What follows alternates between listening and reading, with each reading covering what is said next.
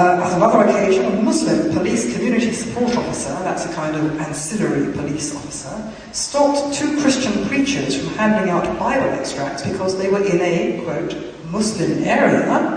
The police officer said they couldn't therefore preach there, and that attempting to convert Muslims to Christianity was a hate crime. The officer involved did not uphold the law of the land, which gives people the freedom to say in public whatever they want within the law, and certainly preaching Christianity in Britain, which is still a Christian country, is, as far as I knew when I last looked, very much within the law. Instead, he upheld the Islamist principle that this particular area of an English city was a Muslim area within which it was not permissible to do anything contrary to Muslim principles, such as preach Christianity. Now, this whole business of hate crime marches under the banner of human rights. But hate crime criminalizes the wrong kind of thought. So how can it be a human right? To me, it's a human wrong. But it's been developed because human rights, in quotes, has been transformed from the rights of the individual to the rights of groups, which has turned human rights law from a tool of freedom into an instrument of oppression. This is a long and complicated argument which I won't go into at the moment. But basically, European elites are now using hate crime legislation under the banner of human rights law to silence people with opinions that do not conform to prevailing orthodoxy.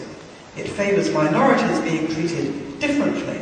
There are favoured minorities who are treated differently from the majority, from whom freedom is restricted and justice stood on its head. For example, in 2000, a woman called Alison Redmond Bate was convicted of obstructing a police officer who stopped her from preaching with her mother on the steps of Wakefield Cathedral after a crowd of more than 100 angry people gathered and shouted at them to shut up.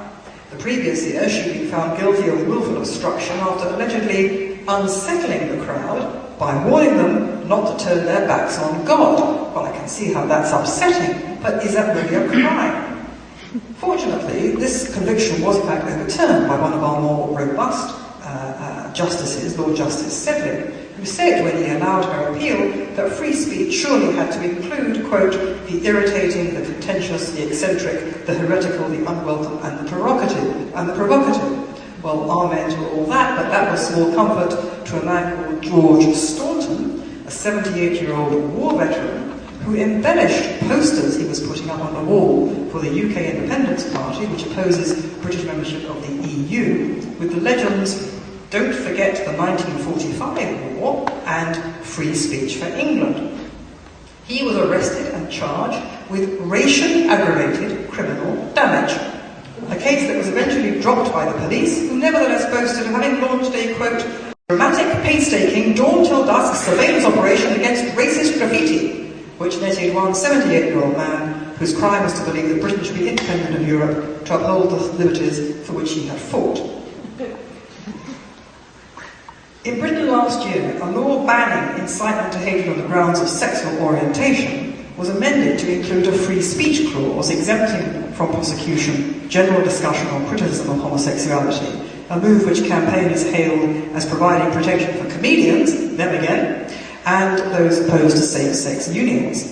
But another bill, which has just been going through Parliament, has overturned this legal protection for free speech. The crime of inciting homophobic hatred includes any words or behaviour which is intended to stir up hatred and carries a maximum sentence of 7 years in prison.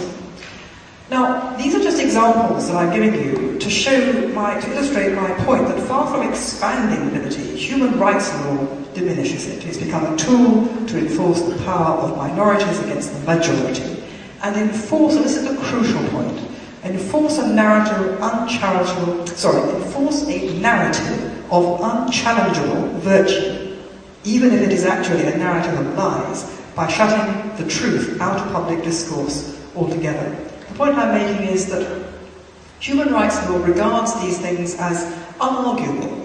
It is unarguable that you must not insult homosexuals. It is unarguable that you must not insult Muslims. It is unarguable that you must not insult minorities, because that is a narrative of unchallengeable virtue. There can be no dissent from it at all. If you dissent from it, you are a bigot.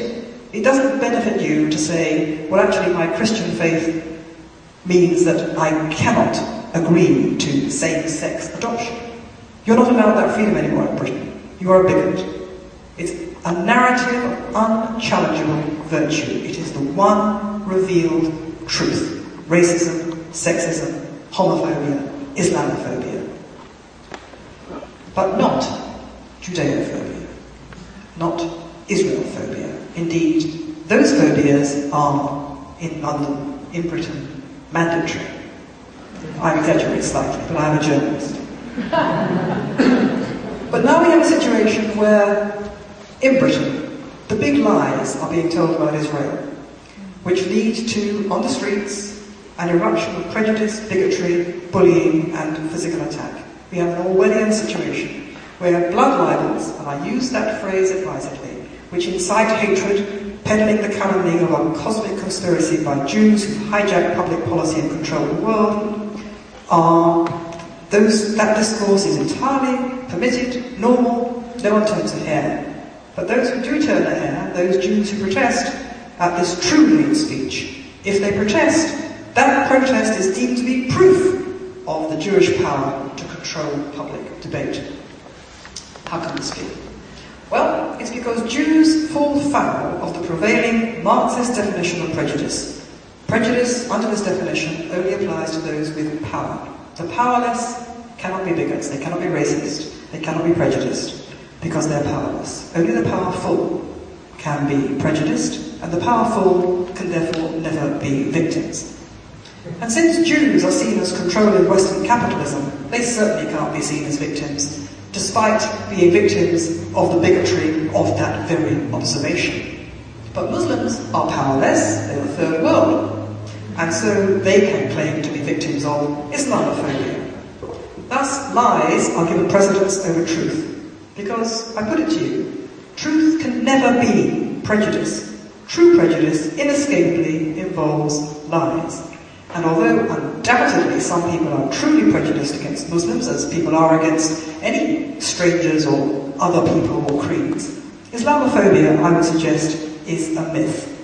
The fear of Islam, such as it is not a prejudice, but a reasonable reaction to the violence and assault upon Western freedoms being carried out in the name of that religion. And yes, I do know, and I write all the time, that many, many Muslims do not subscribe to that. But nevertheless, it is violence being carried out in the name of a religion, underpinned by the senior theological authorities of that religion, in accordance with the theology and with the history of that religion.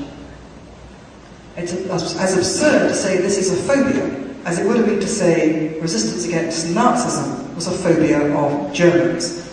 Yet, while it is wrongly, in my view, called Islamophobia, and thus used to shut down legitimate and indeed essential debate about Islam and what's being done by some Islamists in its name, there is no such attempt to stop the defamation of Judaism that is rampant in the Arab and Muslim world and which is leading to a genocidal frenzy in that world and beyond.